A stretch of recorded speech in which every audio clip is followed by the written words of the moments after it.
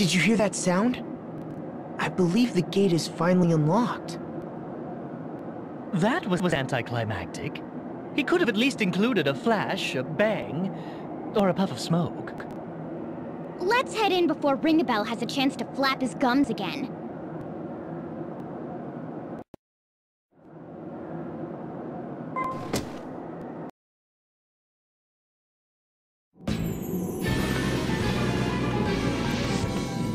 It's freezing in here! Even colder than it is outside! Look at all those paintings. Did we just stumble into an art gallery? They all have a sort of forlorn look to them.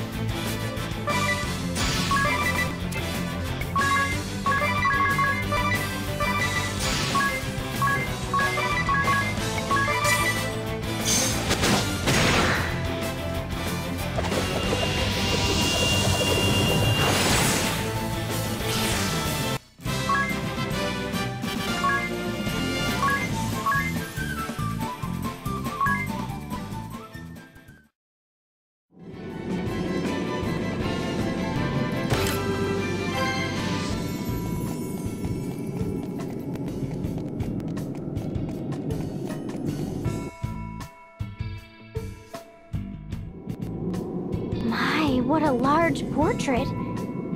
Is that Lord de Rosso? His wife was sure an attractive one. Oh, and it says something under the painting.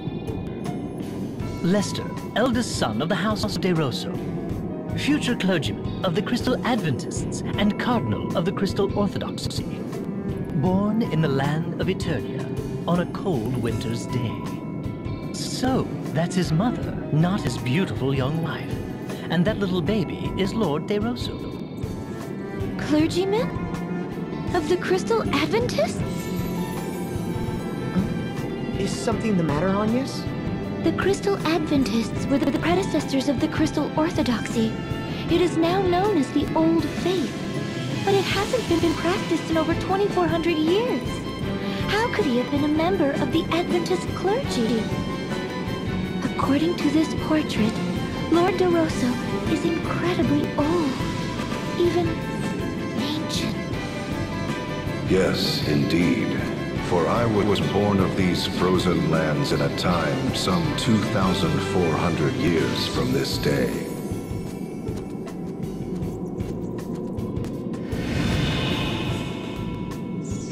And this portrait? I was but an infant, as you can see. This is a reproduction, however. The original was lost long ago to fire. And what of the part that reads, Clergyman of the Crystal Adventists and Cardinal of the Crystal Orthodoxy? Yes.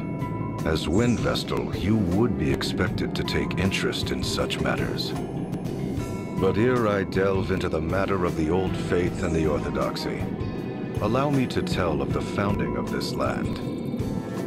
As you may well know, this land had long been ruled by the Crystal Orthodoxy. However, 15 years passed, the Templar rose up and occupied their lands. Thus was the Duchy of Eternia born. Or so I expect you have been taught. However, the Templar did not found a new state. In truth, he restored an ancient dynasty. He did?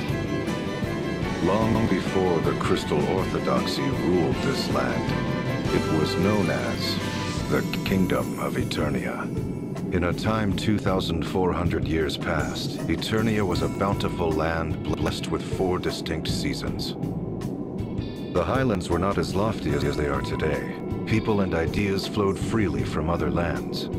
The kings of Eternia were protectors of the Earth Crystal and the Crystal Adventists, ruling in peace for generations. To the west lay the castle of the House of de Rosso, hereditary dukes of Eternia with royal blood in their veins. Relations with the royal family were good, and ever did the kings of Eternia treat the dukes of our house with kindness. In return, the House of de Rosso did faithfully serve generations of Eternian kings.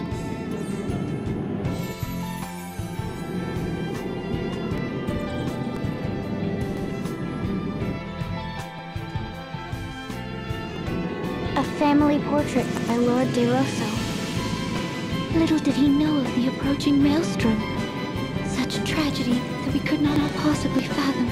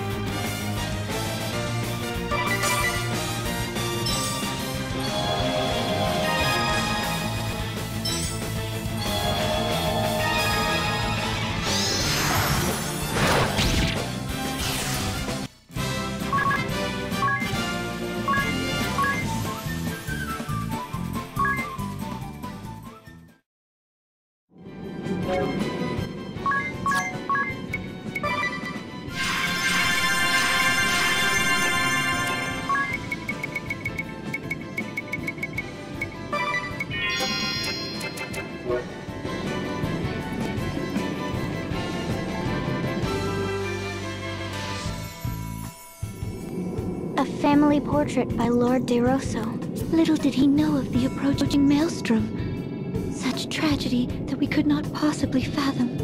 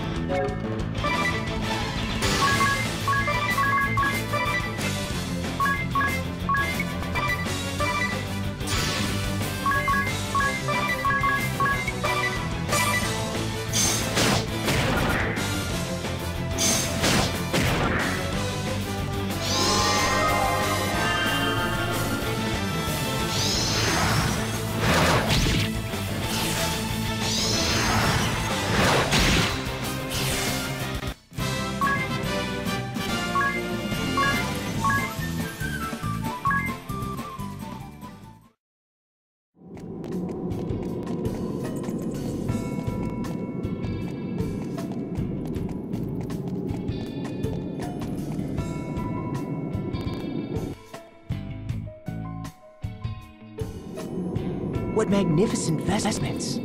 This must be none other than Lord de Rosso.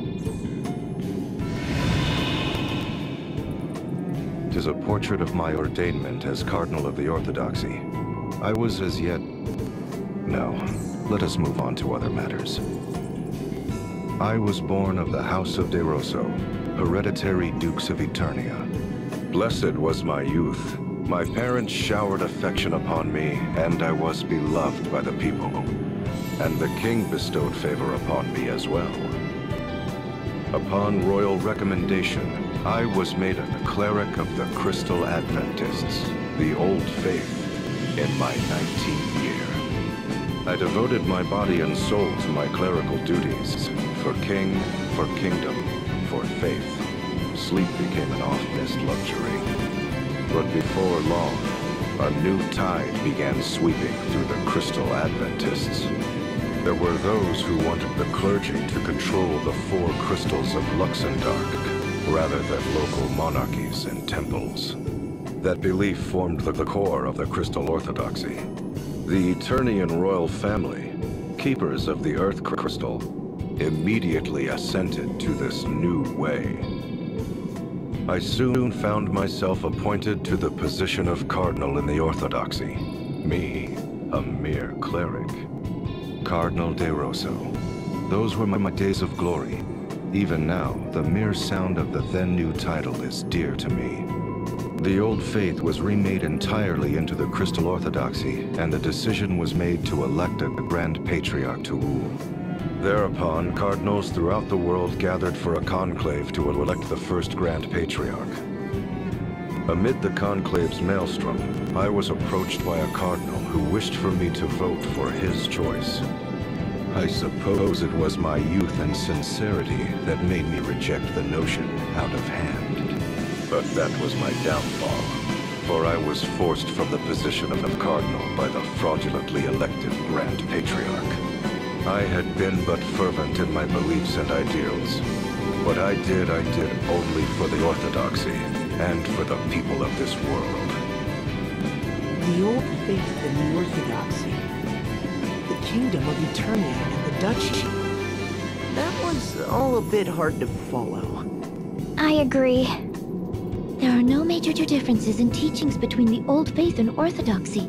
They both revere the 4 crystals. I have heard that the Adventists gave way to the new and truer ideas of the Orthodoxy and faded away. No wonder the Old Faith was abandoned. Yet there is more to the story, for history is not more than accounts recorded by the victorious. To solidify their power, the victors showered contempt upon the vanquished. So it was those who held the reins of power within the Orthodoxy relentlessly pressed for the Adventists' eradication. No one recalls the words of the vanquished if the victorious write them out of history. 'Tis as if they had never existed. I've been taught that the battle between the 2 faiths had been fierce, and in its wake, devastation persisting to this day covered all the lands. That is an uncharacteristically accurate account for the Orthodoxy, save for their false reckoning of time. It was after the Orthodoxy had begun ruling the world that the endless conflict with the Adventists began. I should know, for I was there to bear witness firsthand. Lord de Rosso, how could you possibly be that old?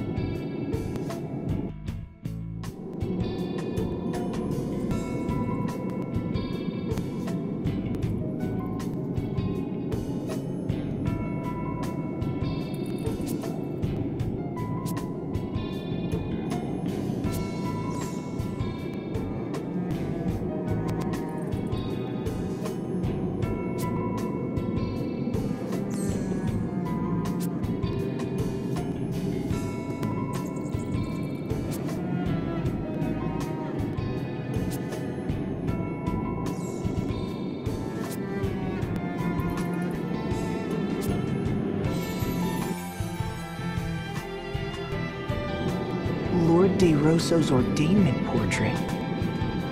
From the Old Faith to the Orthodoxy, Lord de Rosso's fate was sealed upon his ordainment.